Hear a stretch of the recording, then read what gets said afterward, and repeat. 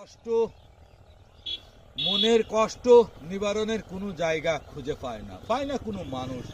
তাই অনেক দূর থেকে ছুটে চলেছে আজ এই প্রকৃতির কৃষকের ফসলের সুঘ্রাণ, ঝিরিঝিরি বাতাস, খোলা আকাশ আমাকে যেন উৎফুল্ল করে দিল। আপনিও আপনার মনকে শান্ত রাখার জন্য, ভালো রাখার জন্য, সুন্দর রাখার জন্য চলে আসবেন এই প্রকৃতির ছায়া নিয়ে।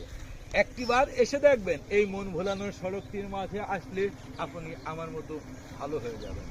যা মানুষের কাছে বলা যায় না সেই কথা এই প্রকৃতির মাঝে মন খুলে আত্মচিৎকার করে বলা সম্ভব। কারণ মানুষ শুধুমাত্র পারে মানুষকে ধ্বংস করতে, উপকার করতে না, আর প্রকৃতি পারে শুধুমাত্র মানুষকে দিতে, এমনকি তার নিঃশেষ পর্যন্ত দিয়ে চলে যায়। একটিবার আমার কথাগুলো মিলাইয়ে দিই।